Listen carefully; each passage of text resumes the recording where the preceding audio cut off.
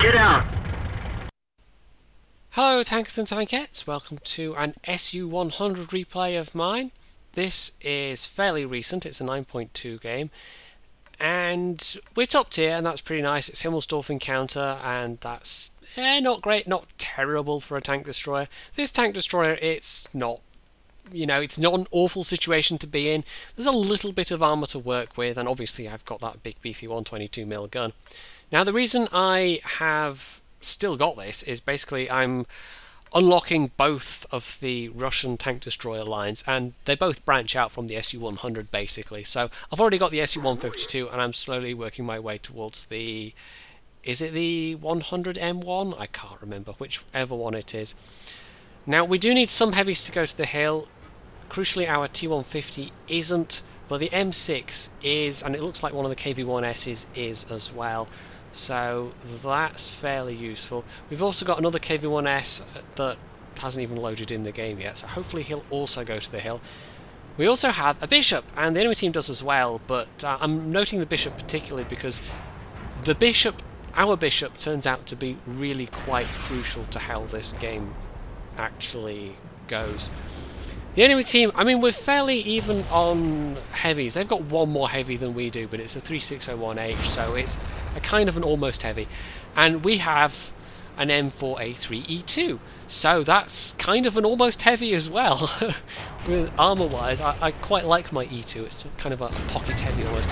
So I get a lucky shot on the move at that 3601H. He's going to be hurting now. He's not going to want to push. Our other KV-1S that woke up has also decided to go down the hill. I'm going to come back to him because he proves to be... I'm not particularly picking on the guy that's driving that KV-1S, it's just he basically does everything about as wrong as you can possibly do on this map. Now I'm taking a little look around because also these guys are also doing things wrong here. They're both sat on the crest and that makes them easy targets, especially considering that the enemy team also has a bishop.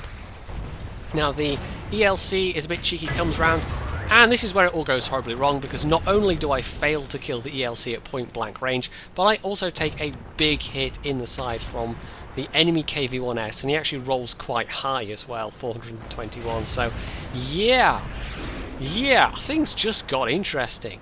Now the T1 Heavy is actually, I'm also going to single him out because he does a better job than most of our tier 6 heavies. And he's gonna prove to be, if I hadn't been here, but also if he hadn't been here, we would have lost control of this flank for sure. As it is, I've managed to really hurt the ARL. The T1 Heavy is going to finish him off, and that's nice. That's one of their tier 6 heavies out of the way.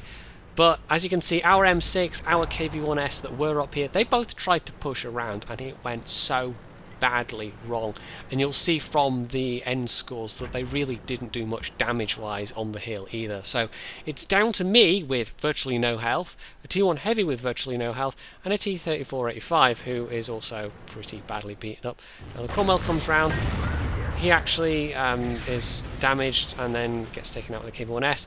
I hurt the Cromwell and the Cromwell gets taken out by our bishop, and fortunately for me the Cromwell, although he hits me, must be toting the 6-pounder gun because, well, must have been toting it. Past tense at this point because he only did 79 damage. So at this point, yeah, things are a bit tricky. That's a KV-1S, but I do get a nice shot there, a very lucky shot in fact, because not only do I hurt him with his lower front plate, but I actually managed to track him at the same time. Now he backs off and I'm wary about going forward. I actually should have gone forward at this point and finished him off because he was probably still reloading. I've got a better reload than him for sure, but instead I don't follow through, and that is, I don't know, I think I was slightly panicking at this point. Maybe it's just one of those battles where you do not expect to be alive and somehow you just keep hanging on by your fingernails, and I don't even know.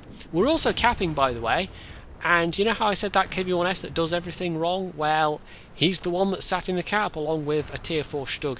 I'm not going to pick on the tier 4 Stug especially because this was terrible matchmaking for him, but the KV-1S, well, you'll see from the scores, he really did absolutely nothing for this team whatsoever.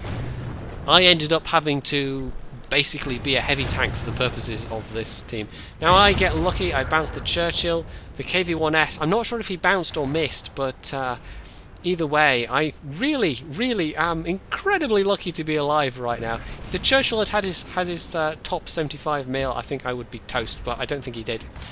Our Bishop actually came forward and nailed the KV-1S, and I'm about to finish off this Sal 40. So, you see what I mean about the Bishop being absolutely crucial to this being carried through? Well, basically, without him, the hill would have been lost.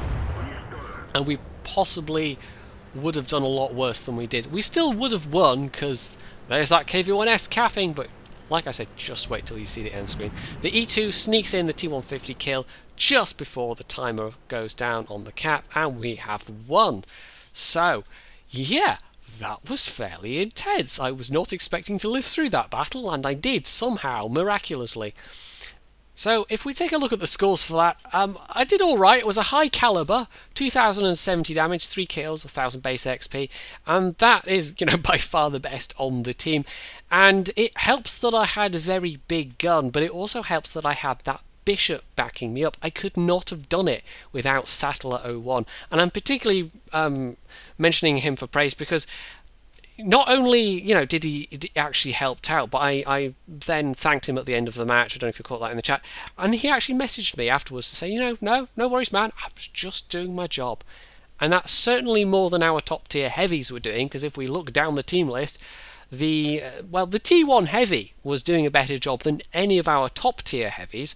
The M6 at least did a little bit of damage, but he made a really unwise decision, pushed around and died. The KV-1S had 60 damage and 1 kill. And below that was the surviving KV-1S who tried to cap, and he did literally nothing but drive to the cap circle in the entire battle.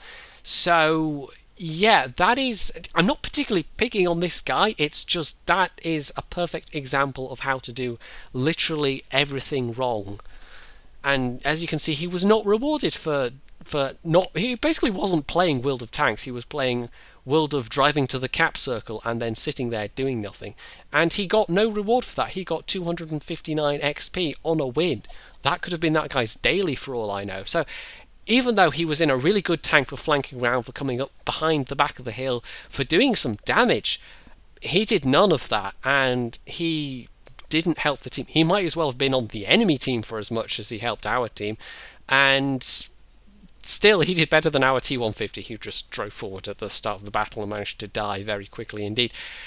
So, yeah, that was kind of an intense match, and I'm not going to pretend it was, you know, purely skill that took me through that, because there was a hell of a lot of luck involved. But that Bishop having my back was pretty crucial as well. And just generally, it's just one of those battles where, although I had some luck and made some derpy mistakes, it was just enough of everything to make it a victory. And even if I had died by that point, well, I think we probably would have won anyway. The pancakes that we're trying to cap, you know, I include the Stug 3B in that as well, although as a tier 4 in a tier 6 battle on Himmelsdorf, you're a bit more limited in what you can do. But even so, when he had the chance to drive around and shoot stuff, he did not take it either. But that's nothing compared to being a top tier heavy and also doing the same thing in that situation. But we ended up winning by basically killing the enemy team entirely, and that's always preferable because you're always going to get more XP and more credits for actually driving around and doing damage. Surprise, surprise.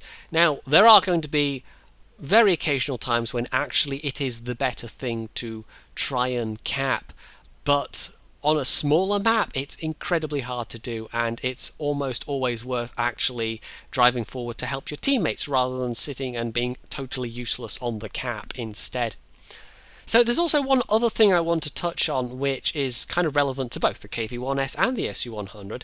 The upcoming 9.3 patch, which is very, very close now, less than a week away in fact, it contains the split that has been coming a very long time in the KV-1S, and it's turning into the KV-85, which is going to be at tier 6, and the KV-1S, which is going to be moved down to tier 5. Now the KV-85 is going to keep the 122mm gun, but it's getting some heavy nerfs. It's going to have a reload almost as bad as the KV-2, and that tells you how much it's getting nerfed. I think the aim time's going up as well.